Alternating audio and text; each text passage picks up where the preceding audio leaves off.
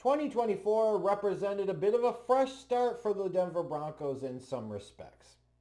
Yes, Sean Payton was back as head coach. George Patton is still in charge as general manager. That's true, right? So it wasn't like a whole house cleaning here, but Russell Wilson was not back. And thank God, right, if you're a Broncos fan, because what a disaster that move ultimately ended up being. Like, that's the type of move that should get a general manager fired, because it was bad, really bad. And it is an important reminder of when a guy like Russell Wilson, a quarterback like him that has made as many Pro Bowls as he has, and has won a Super Bowl, won 2 conference championships, when he's in his early 30s and the team that he's with is ready and eager to move on from him, you have to ask yourself the fundamental question, why? Why? And the more you ask yourself the question why, like if you want to go in the corporate world and talk about the 5 whys exercise, like why this, why this, why this, why this, why this, just keep asking questions and eventually you will talk yourself out of making a really stupid move, which this absolutely was. There's no defending it. Like, don't. However, I will give credit here. They realized it was a sunk cost and they moved on the first opportunity that they had. They didn't perpetuate the problem. They didn't exacerbate the mistake. They said, nope, we fucked up. This didn't work out. Let's move on. And to their credit, they did. Not all teams would do that. The Bears wasted 8 years on the Jay Cutler experience instead of moving on after 2 or 3. Right? So that's a positive. And now you get into the spot in the draft and you can get a quarterback like Bo Nix, and now you've got your future face of the franchise, or at least you hope. So 2024 was, like I said, a bit of a fresh start. They're out with Russell Wilson, in with Bo Nix, and after their opening season losses to Seattle and Pittsburgh, it looked like it was going to be a rough year for the Denver Broncos, which, you know, when you draft a rookie quarterback, you can be okay with that because you're a little less concerned about the wins and losses. You're more concerned about the quarterback development. Now, if you can win games while the quarterback develops, that's great. But if you're a fan with a brain and you have a choice between quarterback development or team wins more games, the only choice, the only viable choice is the quarterback development. Because who gives a shit if you win a few more games because your defense improves significantly, but your quarterback sucks? No, right? But to their credit, after kind of stubbing their toe a little bit, the first 2 games of the year, they rebounded well. They went 10-5 the rest of the way and ended up making the playoffs, which, like, you have a rookie quarterback and you make the playoffs, and in particular, you make the playoffs with a rookie quarterback that you don't have to hide. That's a pretty good spot to be in.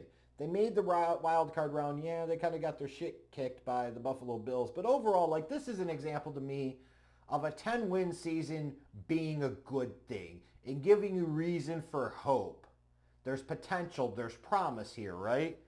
Versus if you compare it to, like, the Tampa Bay Buccaneers, who won the NFC South for the 3rd straight year, won 10 games this year. Baker Mayfield was great. But then you look at him and you say, like, where's the upside from here? With the Broncos, you could see there's more upside because they won double-digit games behind a rookie quarterback with a shit ton of holes still on this roster.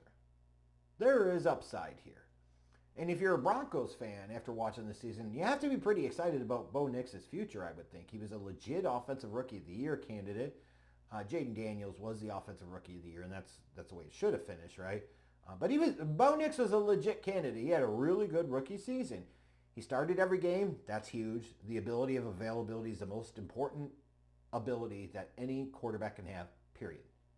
Doesn't matter how talented you are if you can't stay on the frickin' field. Bo Nix answered the bell every single week. He threw for over 3,700 yards, 29 touchdowns, only 12 interceptions.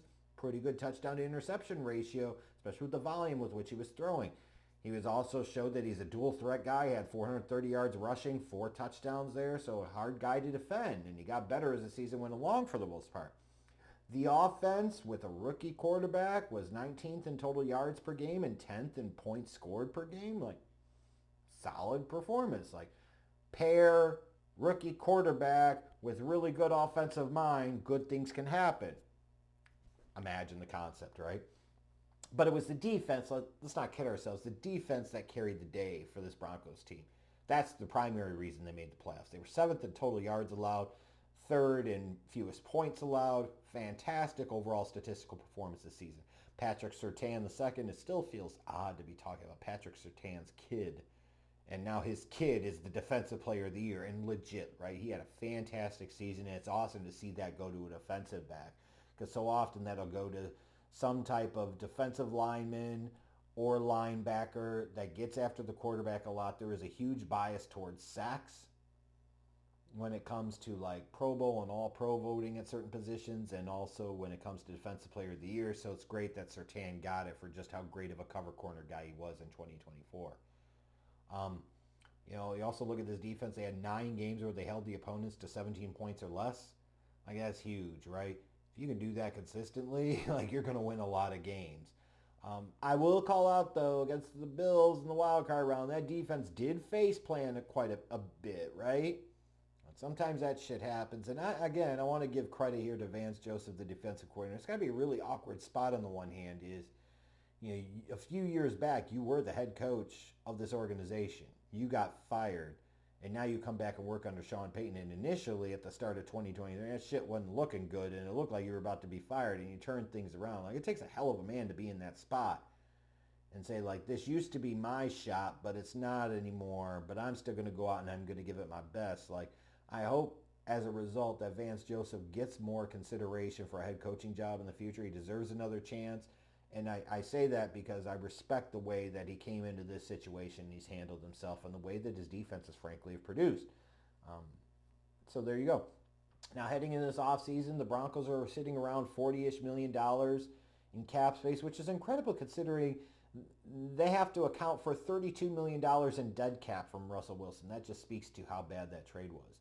And the other reason we don't talk about how bad that trade was is they've drafted Bo Nix now, so you can move on, right? You've gotten closure there on the one hand. But also the Broncos are lucky that this trade doesn't stand out as the all-time stinker that it ultimately was, because they did this at a time where the Deshaun Watson trade is a thing, where that is legit the worst trade in NFL history. The worst. Anybody that tells you that the Herschel Walker trade was worse is dumb. I'm sorry. Like, there is no way the Herschel Walker trade by the Vikings was worse than this shit. No fucking way. So, there you go. $32 million in dead cap for Russell Wilson, but they still have a bit of cap space, and they've got their quarterback of the future. Good spot to be in. In terms of notable free agents, you got DJ Jones and Cody Barton and Javonte Williams. So there's a couple of guys out to make some decisions on. But as we go into this offseason, like, the need is obvious. You've got your young quarterback. Now fucking build around him. And how do you do that? I think in this case, with guys like Bowles and Meinertz on the offensive line, McGlinchey had a kind of a bit of a rebound in 2024. Like, you've got a solid core of offensive line. You would like to improve the interior, like they need an upgraded center. They need an upgrade at the other guard position, so they could get better there. But the bigger focus to me, and it's going to feel a little hypocritical coming from like a Bears fan who previously talked about like the need for skill talent, but but also you have to address the trenches. Here in this case, you can talk about like the trenches are the most important thing, but the Broncos have a lack of real like skill players that worry you or give you any heartburn. They just do. Like Javonte Williams, like, who gives a shit? They need a running back. This team badly needs a running back. They really, really do. I'm sure Sean Payton is going to be looking for his Alvin Kamara type, somebody like a Travion Henderson, a Quishon Judkins. Like, I would not put it out of the realm of possibility that they would draft one in the bottom half of round 1, even if they traded back a little bit to do so. A Marion Hampton, somebody, right?